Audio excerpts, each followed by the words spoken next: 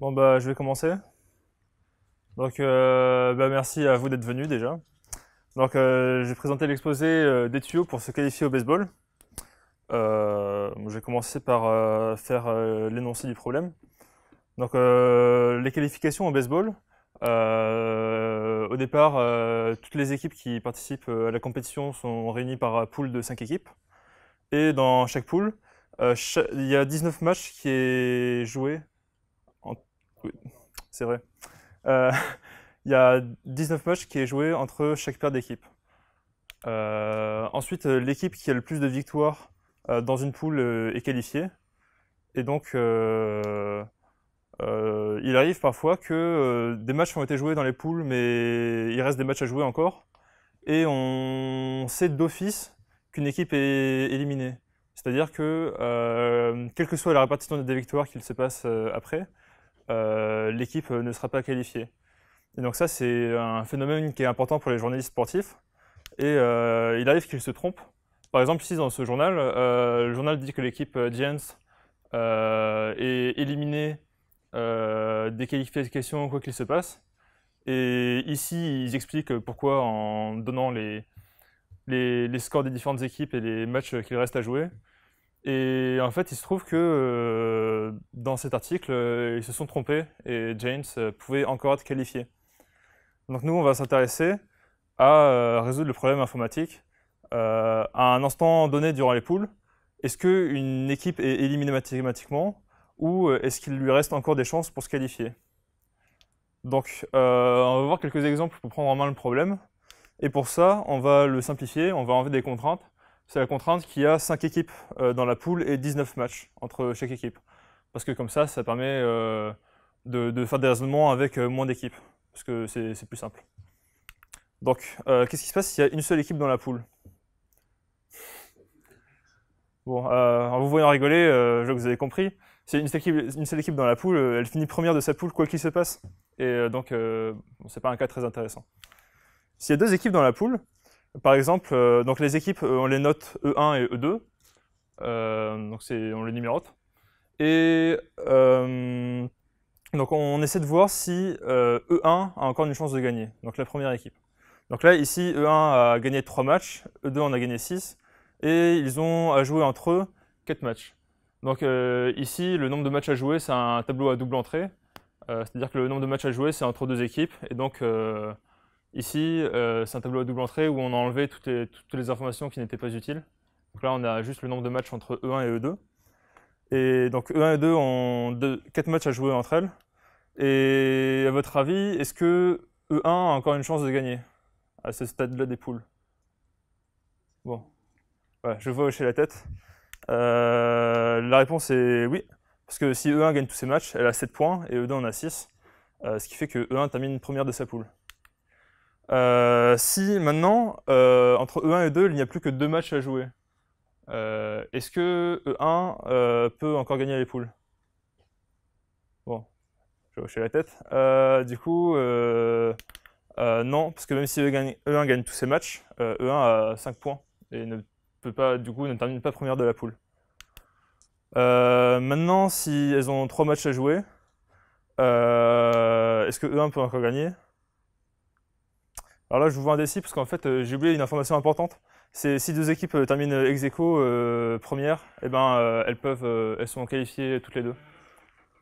Donc E1 peut encore gagner tous ses matchs parce que si elle gagne, elle peut encore être qualifiée parce que si elle gagne tous ses matchs, elle a 6 points, ce qui fait qu'elle termine ex aequo avec E2. Maintenant, s'il y a 3 équipes dans la poule, donc maintenant on rajoute l'équipe E3. Donc E1 a 10 matchs a gagné 10 matchs, E2 en a gagné 5, E3 en a gagné 5, et chaque paire d'équipes a 2 matchs à jouer entre elles. Donc, à votre avis, est-ce que E1 a encore une chance de gagner?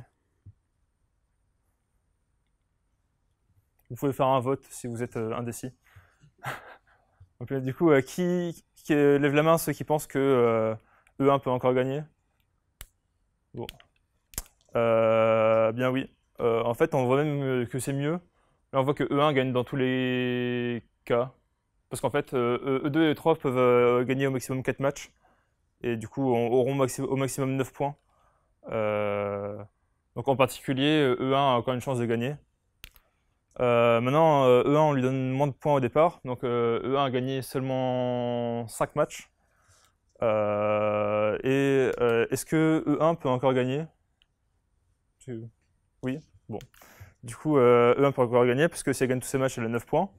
Et E2 ou E3, à ce moment-là, peuvent en avoir seulement 7. Donc E1 termine première de la poule. Maintenant, si E1 a seulement 3 victoires, qu'en pensez-vous?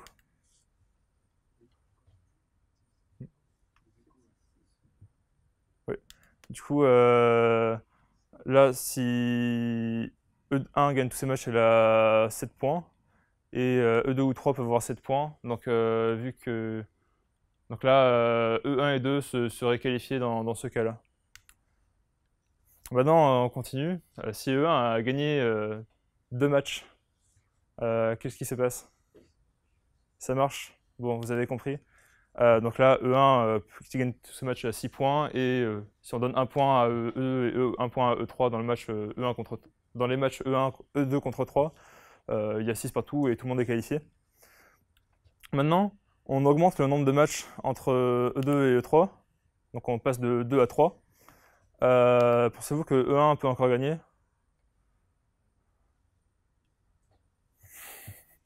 Non. Eh bien non, parce que si E1 gagne tous ses matchs, elle a 6 points, et E2 ou E3 en auront au moins 7, comme on le voit dans le tableau suivant. Donc ici, il y a une colonne qui est le nombre de matchs gagnés par E2 contre 3. Ensuite, on calcule le nombre de victoires de chaque équipe dans chacun des cas, et on voit que, en effet, E1 n'est jamais première. Donc E1 ne gagne dans aucun cas, donc l'équipe E1 est éliminée mathématiquement. Donc maintenant, on va voir un algorithme pour résoudre le problème naïvement. Donc une première solution. Donc là, on se place dans le cas où donc il y a 5 victoires partout, il y a un match à jouer entre E1 et E3, et 2 matchs à jouer entre E2 et E3. Donc qu'est-ce qu'on fait? On va laisser toutes les possibilités des victoires dans ce tableau. Donc là, pour chaque match, je fais toutes les possibilités de qui gagne contre qui. Et je compte dans la deuxième partie du tableau le nombre de victoires de chaque équipe. Et ensuite, je regarde qui gagne. Et donc là, je vois que, par exemple, à la deuxième et troisième ligne, E1 gagne ex aequo les matchs. Et donc, E1 a encore une chance de se qualifier. Si on regarde les performances de cet algorithme, combien il a de lignes? Donc, le nombre de lignes, c'est 2 puissance le nombre de matchs. Parce que pour quand on rajoute un match, on multiplie par 2 le nombre de possibilités, et donc le nombre de lignes. Donc là, par exemple, il y avait 3 matchs différents, et on voit qu'il y a 8 lignes, c'est-à-dire 2 puissance 8. Non, 2 puissance 3. Et voilà. Le nombre de matchs est plus petit que 190. On peut voir que 19 matchs entre chaque paire d'équipes, ça fait 190 matchs. Le nombre de lignes qu'on peut vérifier par seconde, on peut regarder si E1 gagne ce match ou pas. C'est beaucoup plus petit que 1 milliard par seconde. Et donc un petit calcul donne que le temps pris par l'algorithme peut monter jusqu'à 10 puissance 48 secondes. Et en fait, l'âge de l'univers, c'est 10 puissance 17 secondes. Donc on comprend bien que si on lance l'algorithme comme ça, à partir du moment où on le lance, on n'est pas sûr que vous vivrez encore quand l'algorithme aura donné la réponse. Voire même en fait que le soleil existera encore. Donc on voit que c'est trop lent. Donc on peut essayer de l'optimiser. Et en fait, dans le tableau précédent, on voit qu'il y a des lignes redondantes. Par exemple, ici, ça ne se voit pas du tout avec le projecteur. Donc là, j'ai coloré les 2 lignes ici. Ça se voit? Bon, ça se voit. J'ai coloré les 2 lignes ici et les 2 lignes ici. Parce qu'en fait, ces 2 lignes sont équivalentes. Parce que si on regarde, dans un cas, dans les 2 matchs E2 contre 3, il y a une victoire pour E2 et une victoire pour E3. Et dans la ligne suivante, il y a une victoire pour E3 et une victoire pour E2. Et ce qu'on voit, c'est que c'est pas important dans quel ordre ils ont gagné les matchs, mais c'est important de voir combien de matchs E2 a gagné contre 3 dans tous les matchs qu'elle a à faire avec E3.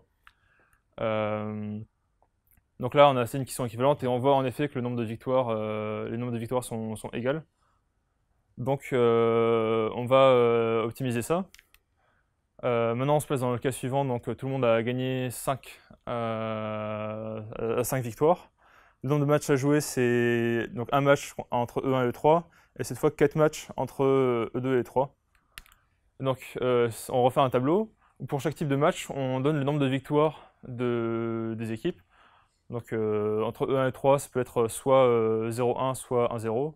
Et entre E2 et E3, ça va de 0-4 jusqu'à 4-0.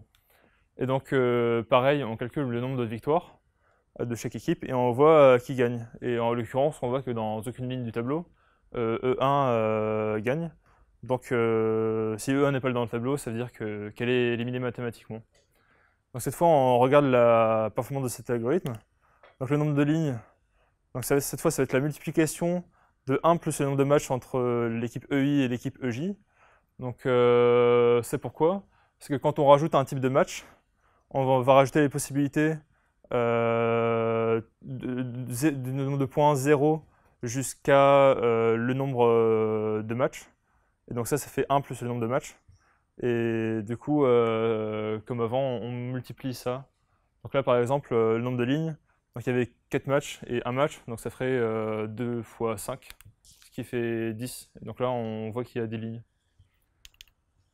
Donc 1 plus le nombre de matchs entre EI et EJ, c'est 19 plus 1, donc c'est plus petit que 20. Le nombre de paires d'équipes, c'est 10, donc quand il y a 5 équipes dans une poule. Et donc le nombre de lignes, c'est 20 puissance 10. Et donc si on vérifie 1 milliard de lignes par seconde, on voit que ça prend 10 puissance 5 secondes, soit environ 3 heures. Donc cette fois, c'est mieux, c'est lent, mais c'est faisable dans le temps d'une vie. C'est-à-dire que quand je lance l'algorithme sur mon ordinateur, en pratique, ça va prendre plus de 3 heures, parce que c'est optimiste de dire 1 milliard de lignes vérifiées par seconde. Mais ça sera fait, l'algorithme aura terminé avant que je meure, ce qui est quand même une nette progression. Donc voilà, c'est lent, mais c'est plus réaliste. Bon, maintenant, on va réfléchir à comment faire quelque chose de vraiment plus rapide. Et pour ça, on va faire une analyse mathématique du problème. Premièrement, à chaque fois, quand on regardait les petits exemples simples, on se disait, tiens, si E1 gagne tous ses matchs, qu'est-ce qui se passe? Ça, c'est parce qu'en fait, si E1 a encore une chance de gagner, alors elle a encore une chance de gagner en supposant qu'elle gagne tous ses matchs. Parce que le fait qu'elle gagne tous ses matchs, ça augmente son score. Et donc, on peut supposer que c'est vrai. Inversement, une autre manière de comprendre, c'est que si E1 n'a aucune chance de gagner ses matchs, alors elle pourrait certainement... Non, si E1 ne peut pas gagner, même en gagnant tous ses matchs, alors en fait, intuitivement, elle ne peut pas gagner tout court. Parce que c'est un avantage de gagner des matchs pour E1. Donc dans la suite, on suppose que E1 a gagné tous ses matchs, et donc que E1 n'a plus de matchs à jouer. Donc c'est une simplification du problème. Et maintenant, on va mettre en équation le problème. Donc mettre en équation, pourquoi? Avant de montrer ça. Oui, pourquoi? En fait, les équations, ça fait peur à beaucoup de gens, et là, on va voir des équations à plusieurs variables en plus, du coup, ça fait vraiment très très peur. Ce qu'il faut voir, c'est que c'est juste une notation pour exprimer des relations entre des nombres de manière très, très simple. Et donc, par exemple, là, j'ai une équation écrite en français. C'est la somme du prix de ce que j'achète dans un magasin est égale au prix que je paye à la caisse. Donc, si on écrit ça plutôt mathématiquement, donc on nomme les quantités qu'on manipule. Donc, le nombre d'objets que j'achète dans le magasin, on va l'appeler n. Les prix, on va les appeler P1 jusqu'à Pn. Et P, c'est une notation pour dire le prix total payé à la caisse. Et donc, mon équation, c'est P égale P1 plus P2 plus etc. plus Pn. Donc, une fois qu'on a posé les notations, on voit que l'écriture mathématique permet de décrire la chose de manière très compacte et très, très lisible, alors qu'en français, faut lire la phrase, c'est un peu long et ça prend de la place. Donc maintenant, on va écrire des équations qui permettent de dire si une équipe a encore une chance de se qualifier. Et donc pour ça, on va voir quelles sont les variables déjà qui décrivent le problème. Donc avant, on avait des tableaux avec des nombres.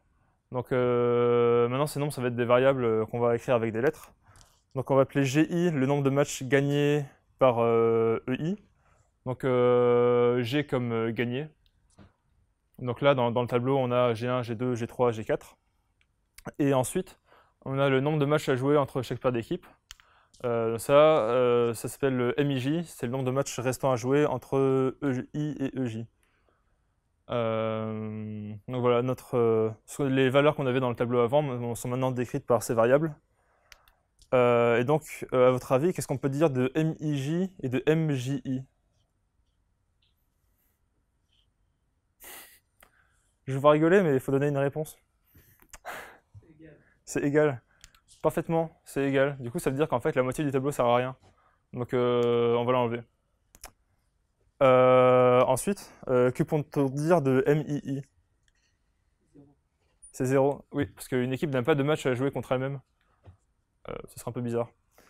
Et du coup, ça veut dire que la diagonale de ce tableau, c'est 0. Et ensuite, qu'est-ce qu'on peut dire de M1I?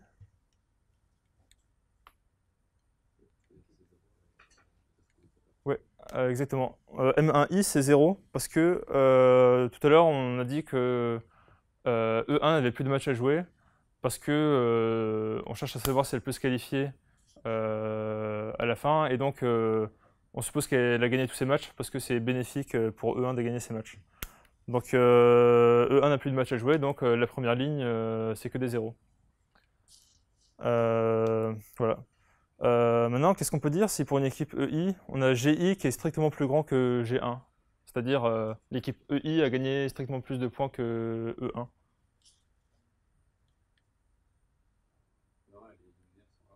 C'est ça. E1 est éliminé mathématiquement, parce que E1 n'a plus de match à jouer, et elle est déjà en retard par rapport à l'équipe EI. Donc à ce moment-là, on peut déjà affirmer que E1 est éliminé mathématiquement.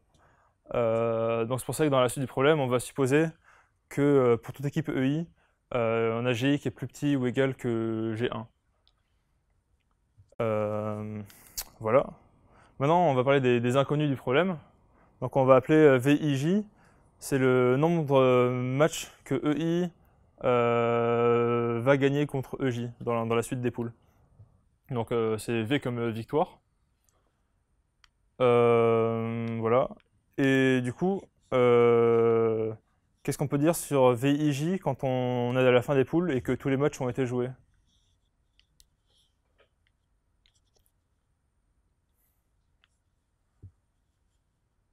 Donc si je peux reformuler, VIJ c'est à la fin des poules, combien de victoires aura l'équipe EI contre l'équipe EJ?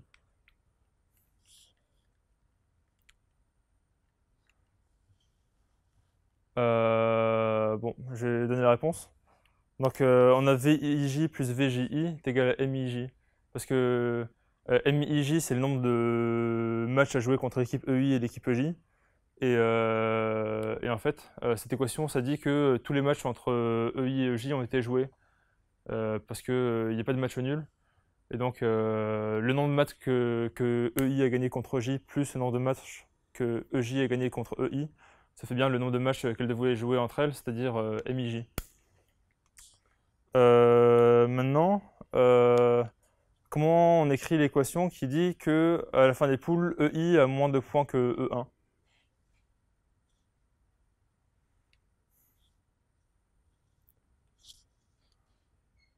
Des idées? Ou aucune idée? Ah, tristesse.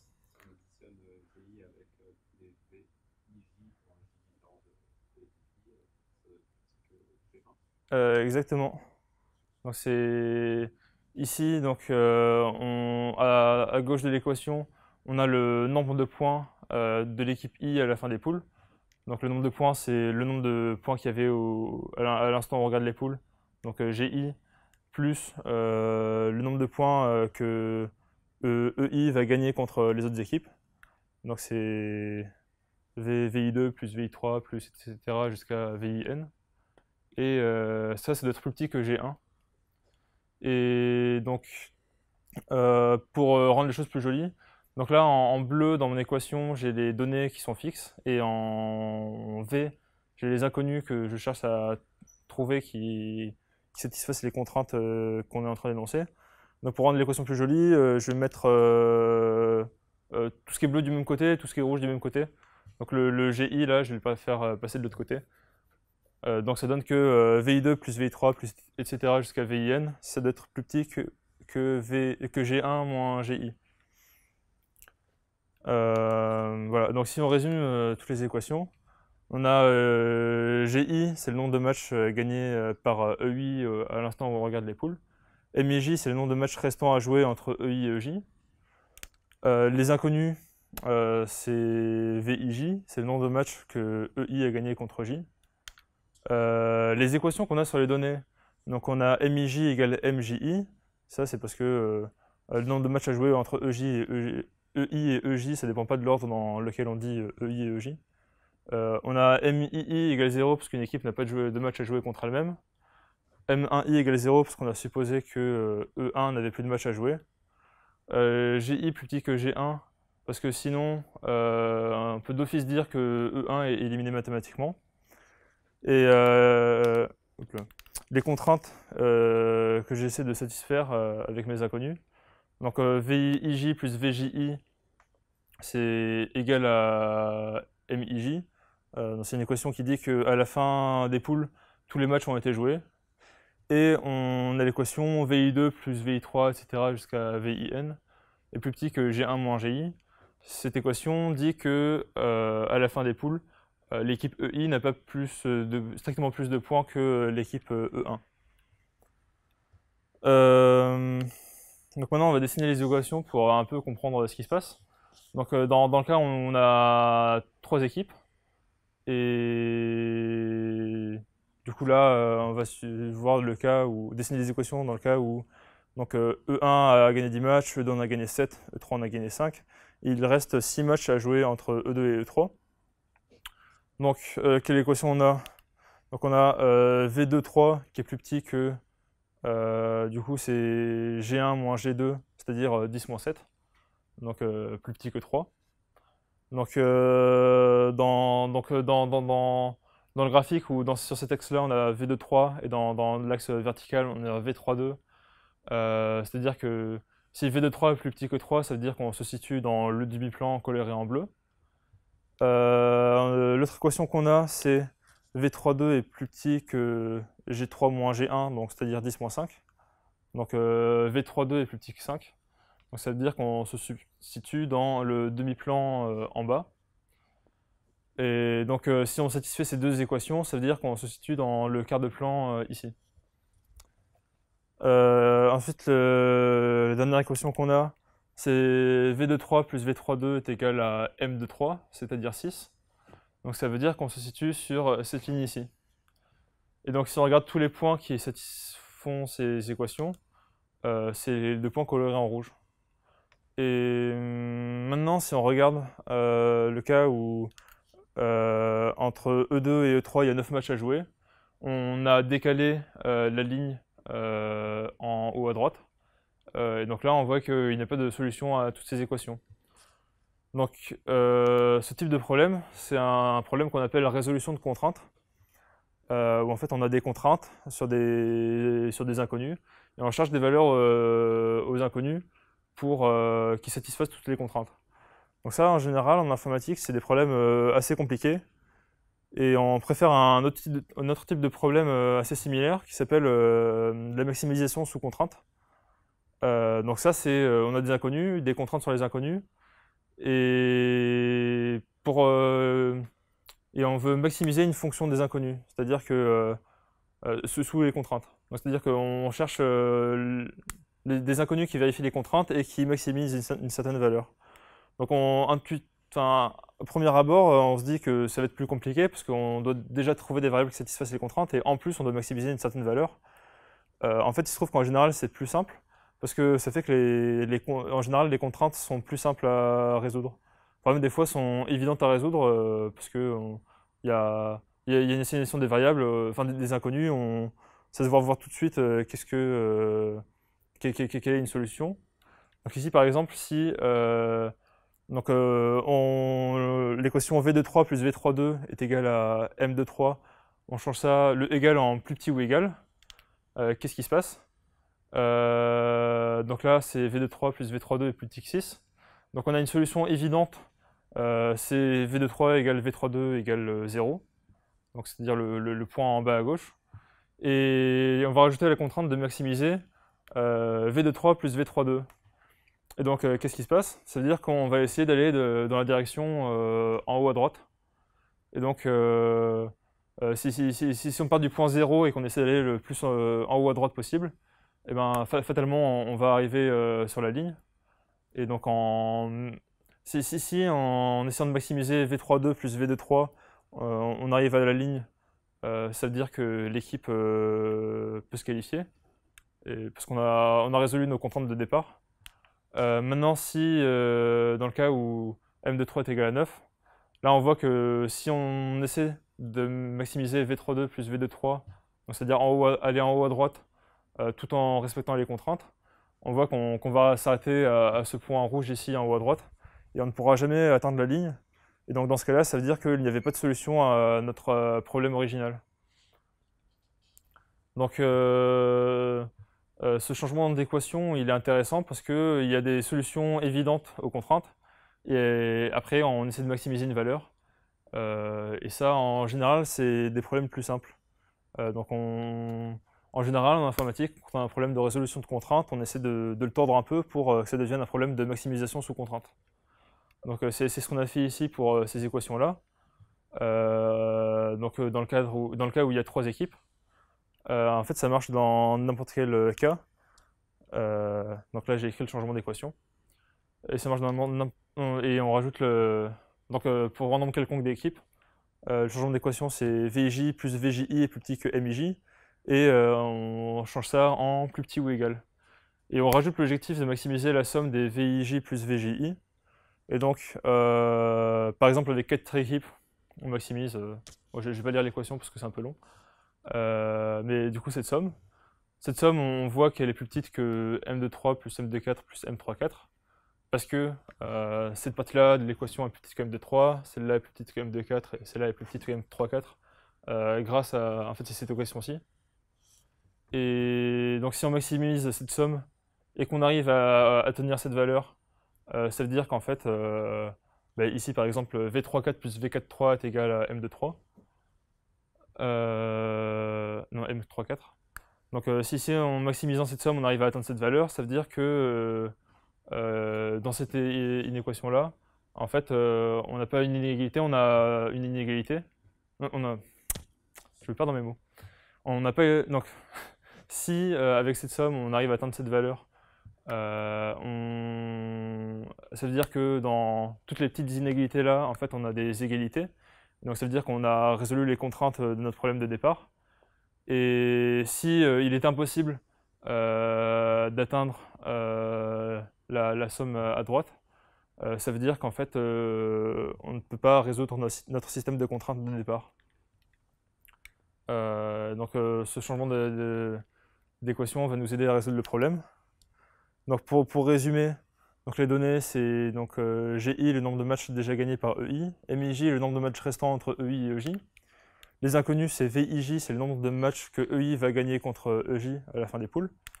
Les équations sur les données, donc on a MIJ égale MIJI, MII égale 0 et M1I égale 0.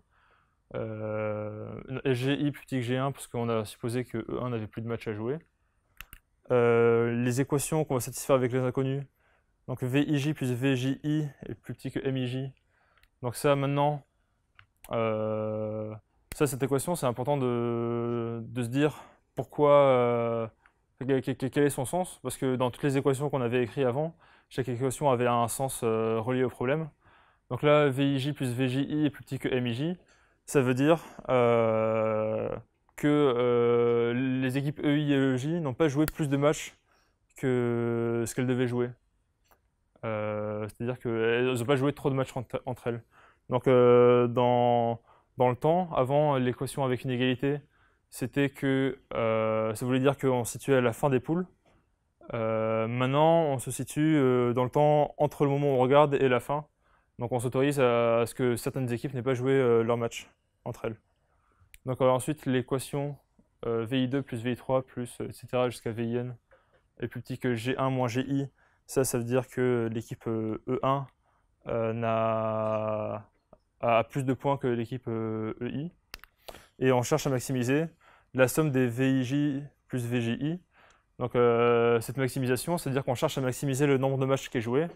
Et donc ça veut dire qu'on essaie de jouer tous les matchs qu'il faut jouer pour finir les poules.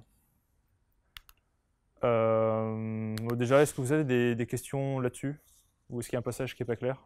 N'hésitez pas. C'est bon? Voilà, donc maintenant, le titre de l'exposé, c'était des tuyaux pour se qualifier au baseball. Du coup, viennent les tuyaux. Donc ici, là, j'ai un tuyau où le débit est limité par MIJ. Et je fais passer de l'eau dedans. Donc dans le tuyau qui va en haut à droite, le débit, je vais l'appeler VIJ. Et le débit qui va, l'eau qui va en bas à droite, son débit, je vais l'appeler VJI. Et donc, le fait que le débit au départ soit limité à MIJ, ça donne l'équation VIJ plus VJI est plus petit que MIJ. Parce qu'en fait, le débit qu'il y a dans cette partie du tuyau là, c'est VIJ plus VJI. Donc si on écrit ça avec un dessin simplifié, donc là on a l'intersection est écrite avec le point. Donc là, dans cette flèche là représente un tuyau qui va dans cette direction, à droite. Et son débit est donc on écrit son débit slash son débit maximum. Donc là on a le débit VIJ plus VJI qui est plus petit que MIJ. Dans ce tuyau-là, on note que le débit c'est VJI et sans contrainte sur le débit. Et là, en haut à droite, le débit c'est VIJ sans contrainte sur le débit. Donc ce tuyau et ses débits vérifient l'équation qu'on avait donnée dans le problème. Maintenant, notre équation, c'est si là, donc on a trois tuyaux qui arrivent à une intersection et qui se regroupent en un tuyau. Donc si le débit dans le tuyau sortant doit être plus petit que G1 moins G2 et que je mets un débit V de 2, V de 3 et V de 4 dans les trois tuyaux, ça donne l'équation V de 2 plus V de 3 plus V de 4 est plus petit que G1 moins G2. Donc avec les notations précédentes, ici avec un rond, j'ai représenté l'intersection. Il y a des tuyaux qui vont sur cette intersection qui ont du coup des débits V de 2, V de 3, V de 4 sans limitation de débit maximal. Et là, en tuyau sortant, j'ai le débit V de 2 plus V de 3 plus V de 4. Et le débit maximal, c'est du coup G1 moins G2. Est-ce que vous avez des questions sur ces relations entre les débits et les équations? Parfait. Parfait. Du coup, si on regarde avec nos équations de départ, donc là, qu'est-ce que ça donne comme réseau de tuyaux? Donc là, on a donc à gauche ici, c'est le premier type de tuyau qu'on a vu, qui se sépare en deux. Donc là, le débit au début est limité par M34 par exemple. Et donc se sépare en deux en du coup V34 et V43. Et ces tuyaux se répartissent sur les deuxièmes types de tuyaux, enfin d'intersection qu'on a vu. Et donc si on regarde ce réseau de tuyaux droit dans les yeux, on peut essayer d'interpréter un peu ce qui se passe. C'est que en entrée, on envoie de l'eau qui représente des matchs que les équipes vont jouer. Et donc, par exemple, dans le premier tuyau, le débit va correspondre au nombre de matchs que E2 et E3 vont jouer. Donc le nombre de matchs que E2 et E3 vont jouer, c'est plus petit que M de 3. Donc c'est pour ça qu'il y a cette limitation de débit. Ensuite, les victoires entre E2 et E3 vont se répartir entre du coup l'équipe E2 et l'équipe E3. Et donc ces intersections-là arrivent en débit le nombre de points que l'équipe EI va gagner.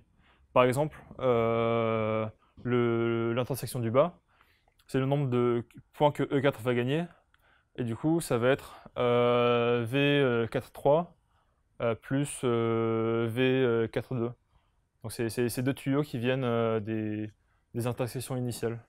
Donc en fait, un débit dans ce réseau de tuyaux qui va de gauche à droite, ça correspond à une répartition des victoires des matchs restant à jouer qui font que aucune équipe n'a plus de points que E1. Et donc si on essaie de maximiser ce débit dans ce réseau de tuyaux, c'est-à-dire qu'on va maximiser la somme des VIJ plus VJI, et donc on va essayer d'assigner le plus de victoires possible. Et donc c'est bien notre problème initial. Donc ça c'est avec 3 équipes. Pour faire les choses plus propres, là on a des tuyaux qui viennent de nulle part. Moi j'aime bien les choses propres. Du coup on va faire partir tous les débits d'un point initial et on va les faire partir et on va les faire tous arriver à un point final. Comme ça il n'y a pas de tuyaux qui viennent de nulle part, ça arrive d'un point précis. Donc là ces endroits spéciaux, je les ai mis avec un rond noir. Et donc on essaie de maximiser du coup le débit du point noir à gauche jusqu'au point noir à droite. Et donc ça c'est le graphe avec 3 équipes. Non, avec 4 équipes. Si on regarde le graphe avec 5 équipes, qui est notre problème initial, il y a 5 équipes dans chaque pool. Là il est un peu plus compliqué, il y a un peu plus de croisements dans les arêtes. Mais ça reste exactement la même construction qu'avant. C'est-à-dire il y a une arête qui arrive sur les intersections qui correspondent au type de match et qui se séparent en deux, donc les victoires pour chacune des 2 équipes, et qui arrivent sur les intersections correspondant au nombre de matchs que gagne chaque équipe. Donc maintenant, on va voir comment résoudre ce problème de maximiser des débits dans un réseau de tuyaux.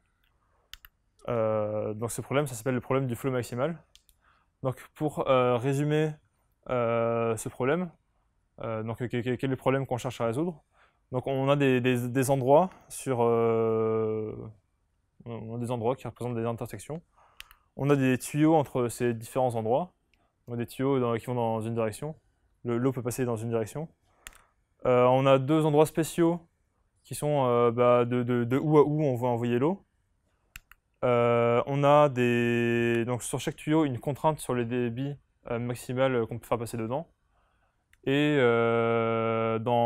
du coup, dans chaque tuyau, on fait passer un certain débit. Donc avec toujours la notation débit dans le tuyau slash débit maximal.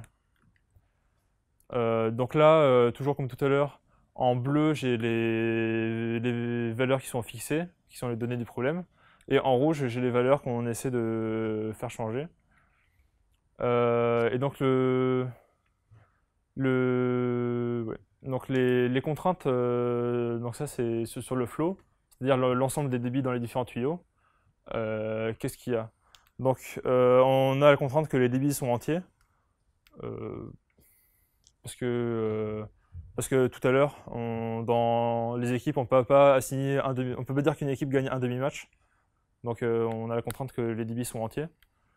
On a la contrainte que les débits sont plus petites que les capacités. Donc les capacités, c'est le débit maximal autorisé dans un tuyau. On a que le débit entrant est égal au débit sortant dans une intersection.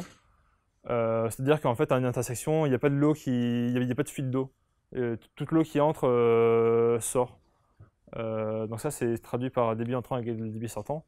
Par exemple, si on regarde le nœud du milieu, enfin l'intersection du milieu ici, le débit sortant, ça va être donc 0 plus 1 plus 1 plus 1, si je ne me trompe pas, ça fait 3.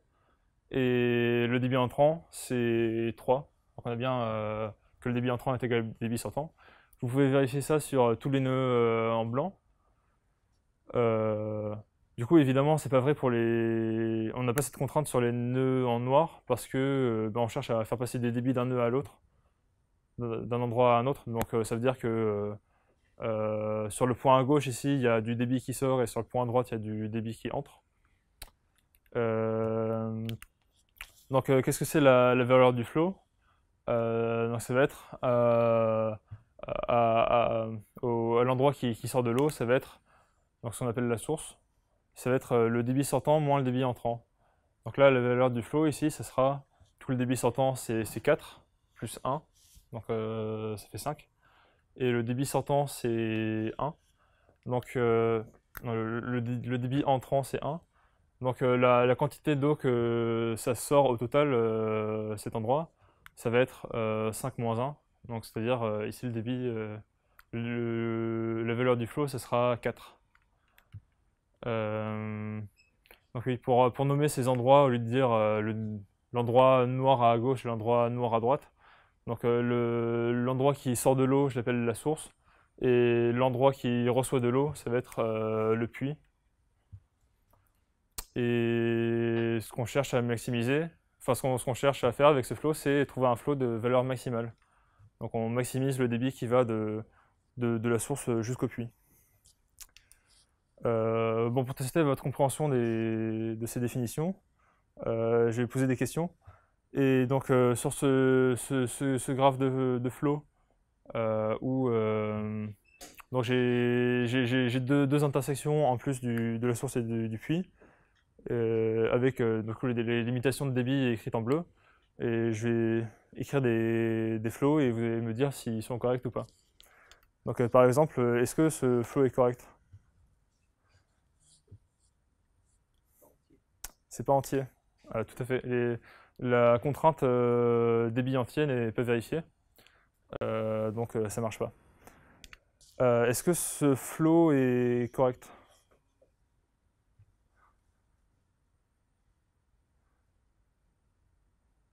Non. Je vois dire non.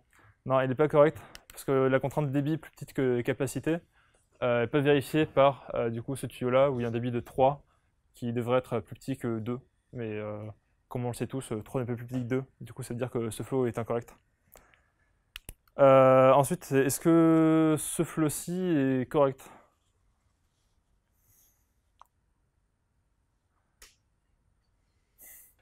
Non, non, il n'est pas correct. Parce qu'en fait, on n'a pas la contrainte débit entrant égale à débit sortant qui est vérifiée. Par exemple, le point en haut ici, il y a 3 de débit qui entre et 3 plus 1 qui en sort. Donc ça veut dire que cette intersection crée de l'eau magiquement et c'est pas autorisé. Maintenant, est-ce que ce flow est correct?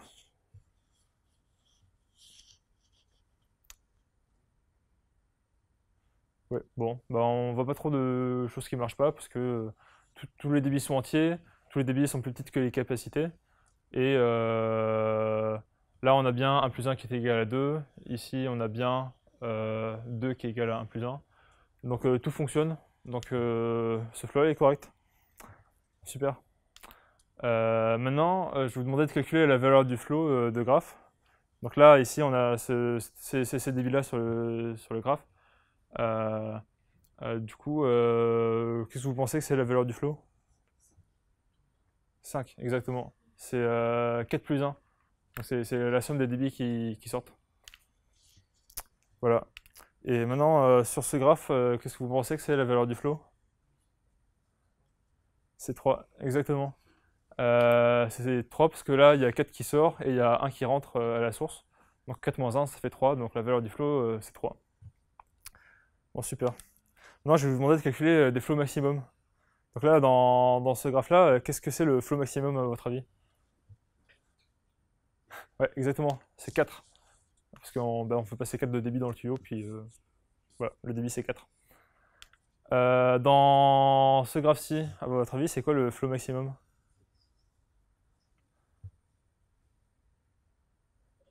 Hop, je vois 6. Oui, le monsieur a raison, c'est pas 6, c'est 5. Parce que là, dans ce tuyau-là, on peut faire passer au maximum 2 de débit, parce que la contrainte est imposée par ce tuyau-là. Et en haut, on peut faire passer au maximum 3 de débit à cause de ce tuyau-là. Donc le flow maximum qu'on va avoir ici, donc c'est comme ça. En haut, il y a 3 qui passent et en bas, il y a 2 qui passent. Et du coup, le flow, ça sera, la valeur du flow, ça sera 2 plus 3, ça sera 5. Et ensuite, bon là, c'est les moins amusants. mais quand même important. Donc vous pensez que c'est quoi le flow maximum ici?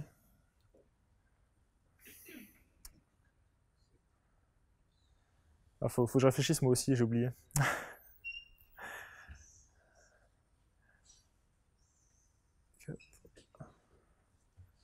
Ouais, à votre avis?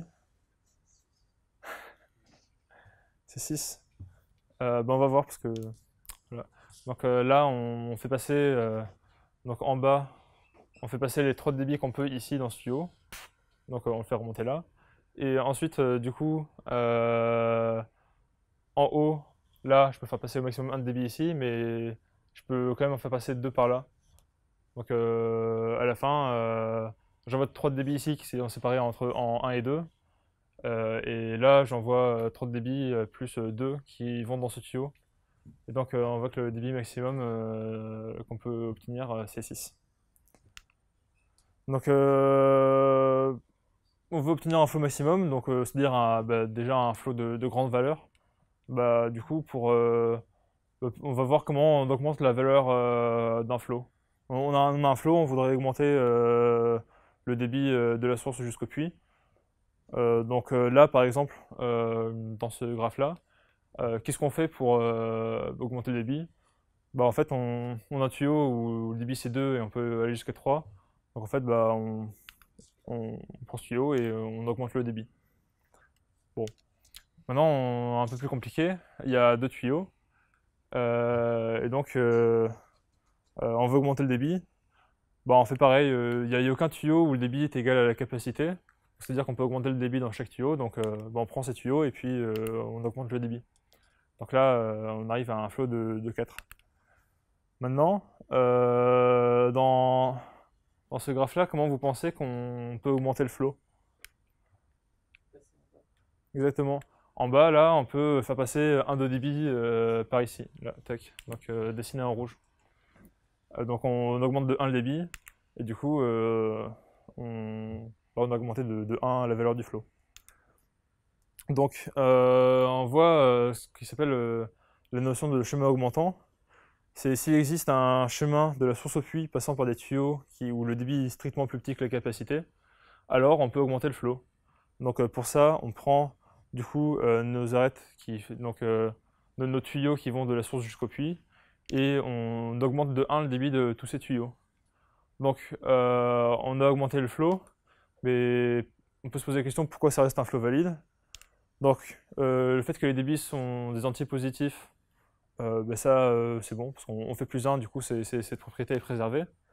Le fait que le débit est plus petit que la capacité, ça c'est bon parce qu'on a pris des débits qui étaient strictement plus petits que la capacité. Donc ça veut dire qu'en augmentant de 1, on ne va pas arriver au-dessus de la capacité. Et maintenant le débit entrant est égal au débit sortant pour les nœuds qui ne sont pas pour les endroits qui ne sont pas la source et le puits. Pourquoi cette contrainte est préservée? Donc là, je fais des nœuds. Enfin, dans les points, j'ai écrit le débit que l'endroit accumule. Donc ça va être le débit en sortant moins le débit entrant moins le débit sortant. Donc là, quand j'augmente de 1 le débit, ici, et ce nœud-là, vu qu'on a augmenté de 1 le débit entrant, c'est-à-dire que ce nœud accumule 1 de débit.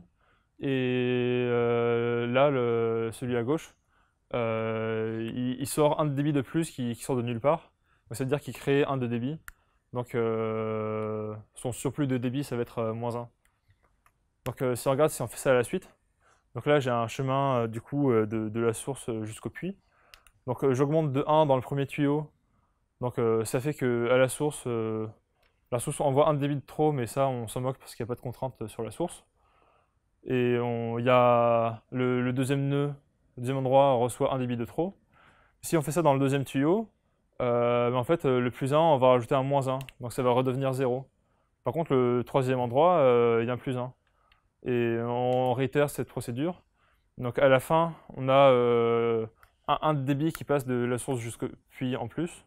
Et sur chaque endroit par lequel on est passé, on a ajouté 1 de débit et retiré 1 de débit. Ce qui fait que la condition de débit entrant est égale à débit sortant est préservée. Donc ça donne une idée d'algorithme pour trouver le flow maximal. On part d'un flow nul, où tous les débits sont égaux à 0, et tant qu'on peut augmenter le flow avec un chemin augmentant, on augmente le flow. Et du coup, on peut espérer comme ça qu'on arrive quand on n'arrive plus à augmenter le flow, ça veut dire qu'on a atteint le flow maximal. Donc on va voir ça sur un exemple. Donc ici, j'ai dessiné un graphe de flow.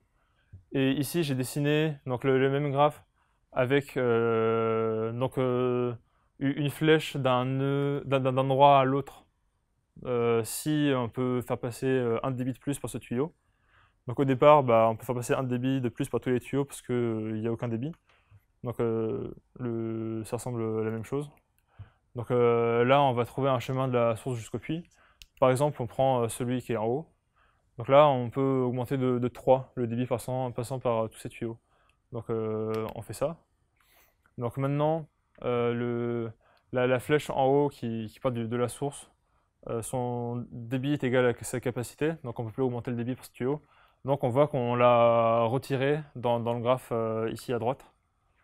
Donc on continue à trouver des chemins augmentants, c'est-à-dire des chemins de la source jusqu'au puits dans ce graphe. Donc là, on prend ce chemin-là. On peut augmenter le débit de 3 dans ce chemin. Donc on le fait. Puis on continue.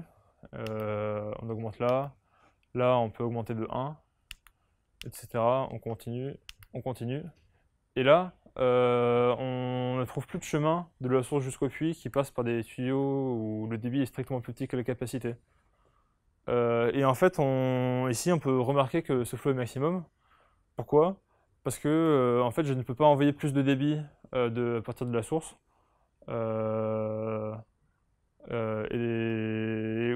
Parce que tous les tuyaux partant de la source sont saturés.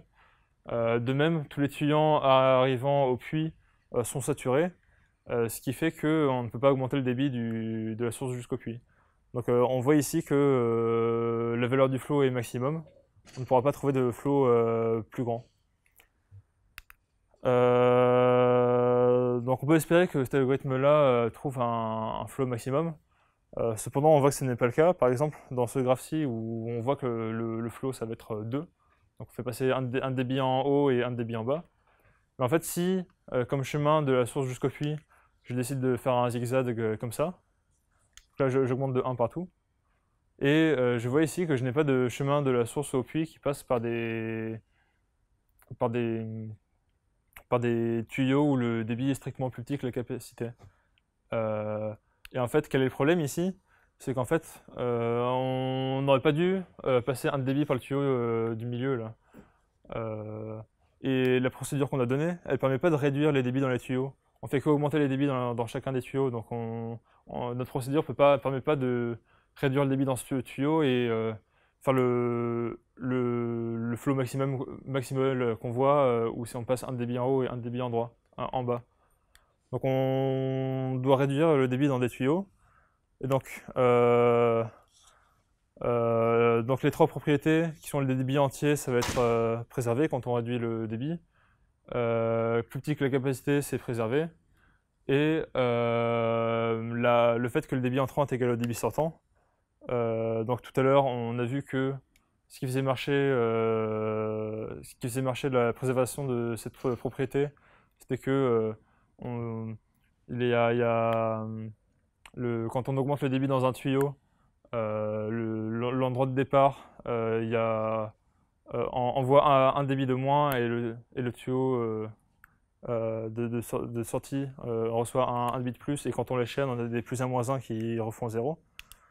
Quand on réduit le débit dans un tuyau, on a la même chose. Ici, ce nœud-là envoie un débit de moins, donc c'est-à-dire qu'il a un débit en trop, et celui-là, il en reçoit un de moins, donc ça veut dire qu'il lui manque un débit.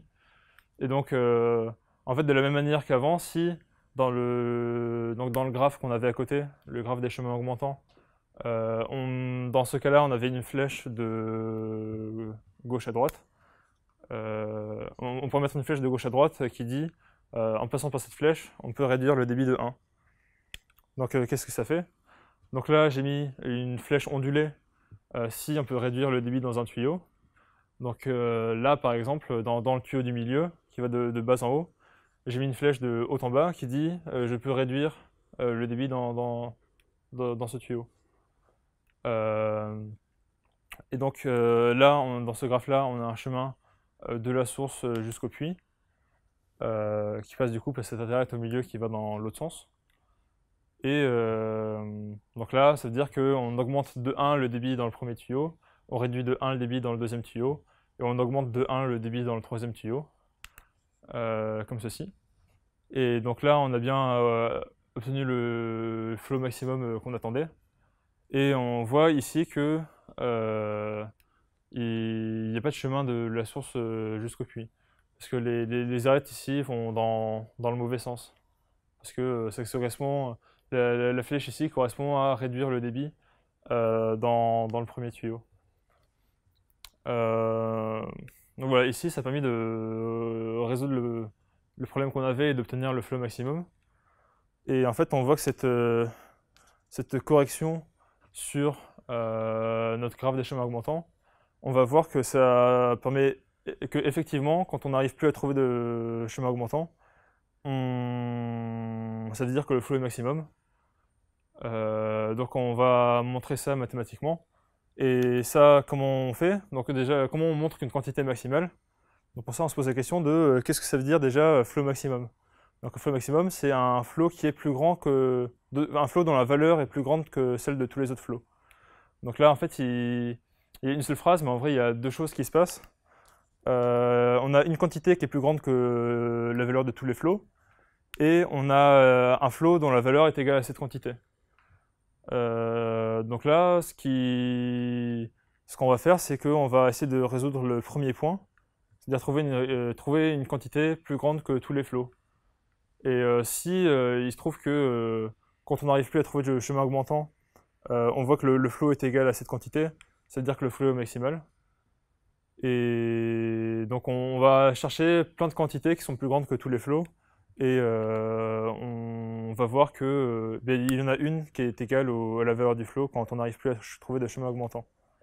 Donc comment on trouve une quantité qui borne la valeur d'un flow? Donc là j'ai donc ma source, et après j'ai plein de choses qui se passent avec donc j'ai plein de tuyaux avec plein d'endroits, et entre autres qui sont cachés dans cette bulle, avec à l'intérieur le puits. Donc en l'occurrence, j'ai une arête qui part de la source, du coup avec un débit de D et une capacité C. Donc dans ce graphe-là, comment vous pensez qu'on... Donc déjà, quelle est la valeur du flow?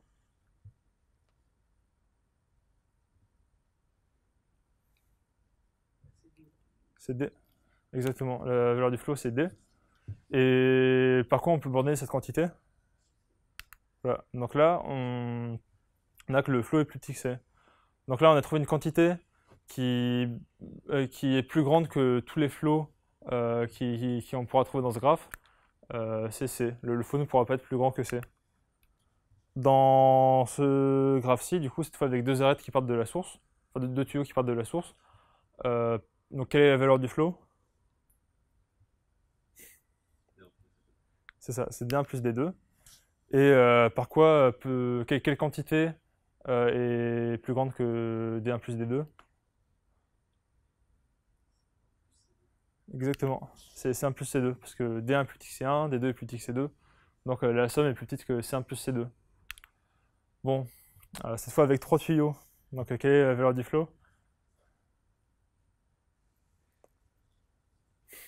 Bon, je vais vous voir rigoler. Bon, vous aurez compris, c'est D1 plus D2 plus D3. Et du coup, comme dans le cas où il y a deux tuyaux, ça va être plus petit que C1 plus C2 plus C3.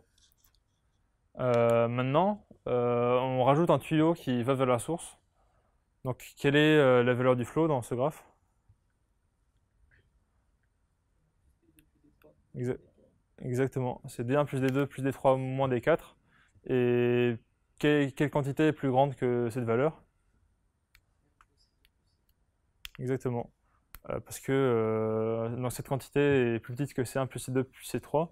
Parce que donc D1 est plus petit que C1, etc. jusqu'à C3.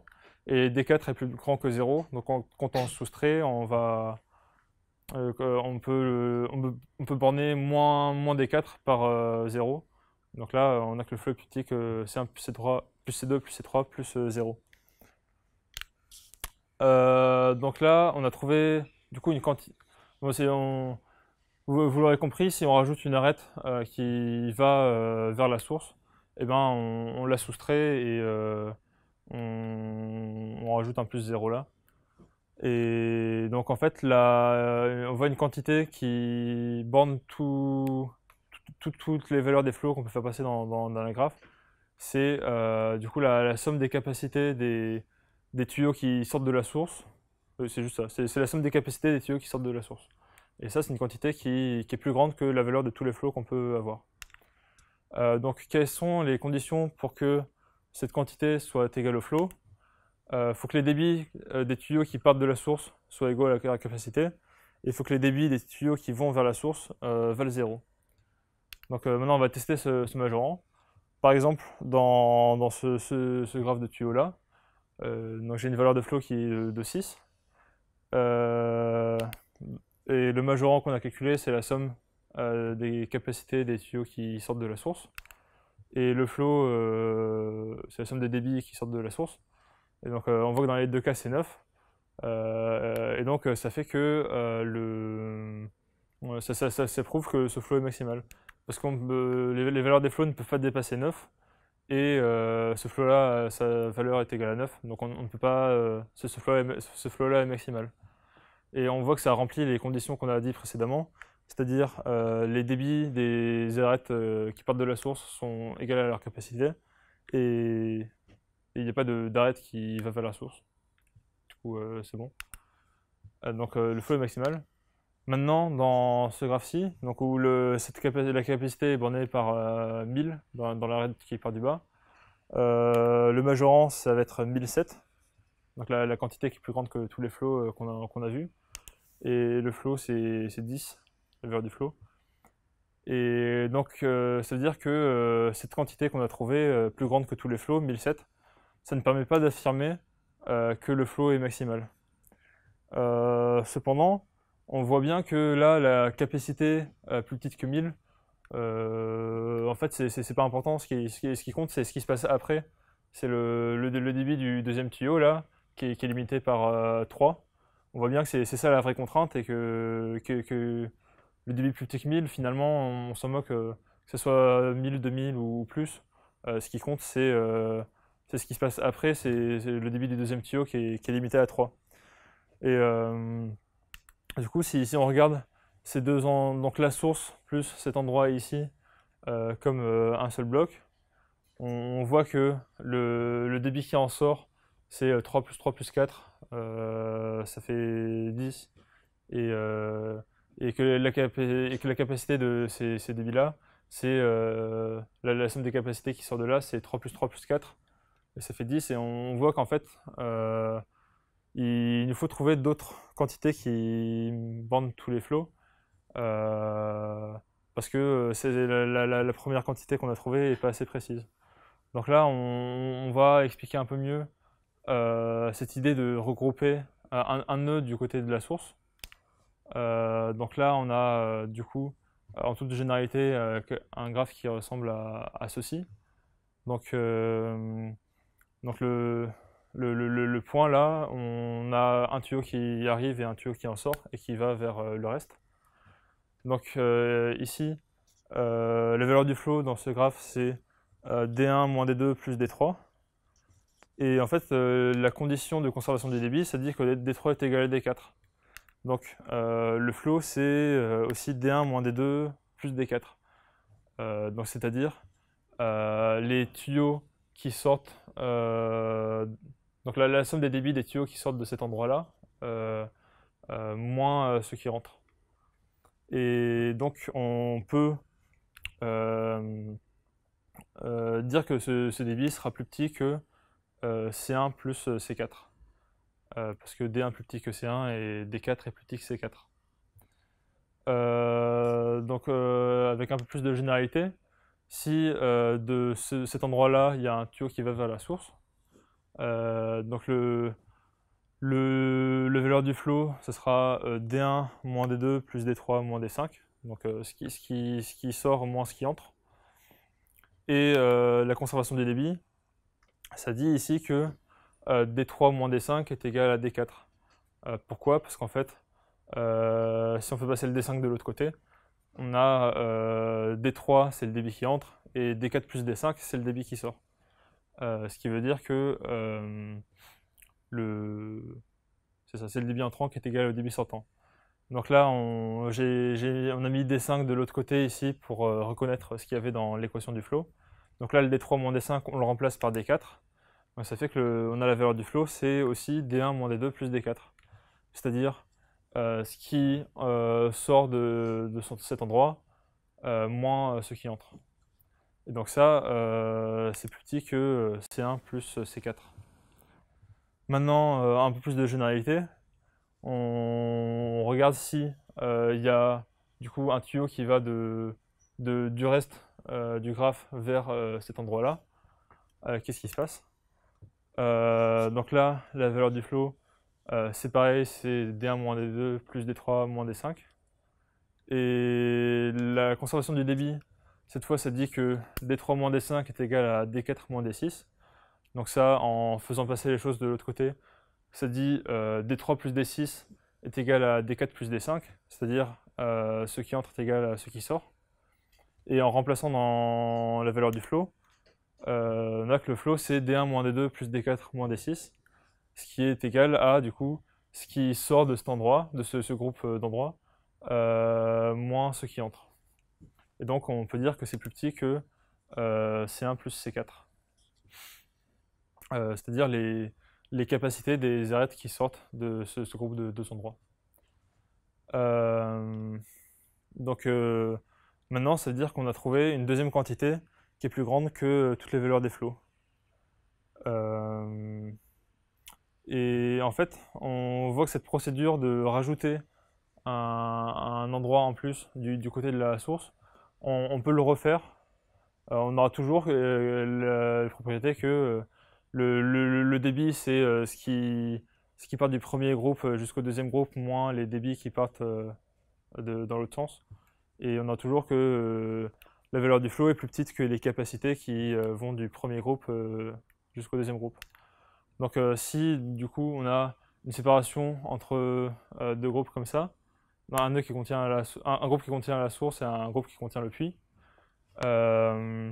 du coup le flow c'est la somme des débits qui vont du premier groupe au deuxième moins la somme des débits qui entrent dans le premier groupe. Et du coup, ça, c'est plus petit que la somme des capacités des tuyaux qui vont du premier groupe jusqu'au deuxième.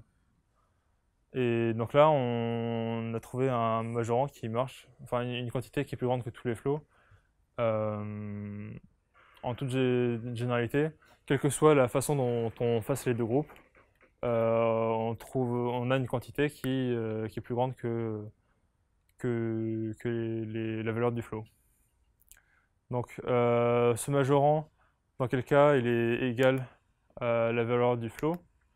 Donc il était égal à la valeur du flow quand les débits des tuyaux qui vont du coup de gauche à droite sont égaux à leur capacité, et quand les débits des tuyaux qui vont de droite à gauche sont égaux à 0.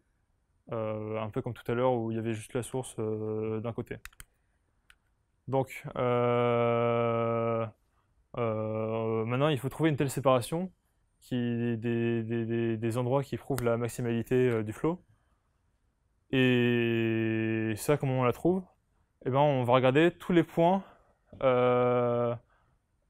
Donc tout à l'heure, on avait donc le graphe des chemins augmentants, et on n'arrivait plus à partir de la source à atteindre le puits, en passant par des flèches dans le graphe du chemin augmentant.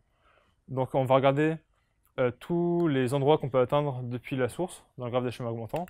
Du coup là, c'est les endroits en rouge. Et donc ça nous fait une séparation. Et ce qu'on voit, c'est que cette séparation par construction, il n'y a aucune flèche dans le graphe des chemins augmentants qui va de la partie qui contient la source vers la partie qui contient le puits. Parce que sinon, ça voudrait dire qu'on on aurait pu trouver un chemin augmentant de la source jusqu'au puits. Donc ça, qu'est-ce que ça veut dire? Donc pas de flèche droite, ça veut dire que les tuyaux sortants sont égaux à leur capacité. Parce que, je rappelle, il y avait une flèche droite quand le débit est strictement plus petit que la capacité. Et il n'y a pas de flèche ondulée qui en sort, parce que les débits des tuyaux entrants sont égaux à 0. Sachant qu'une flèche ondulée, on en mettait une quand le débit était strictement positif, donc non nul, et que ça voulait dire qu'on pouvait réduire le débit dans ce tuyau.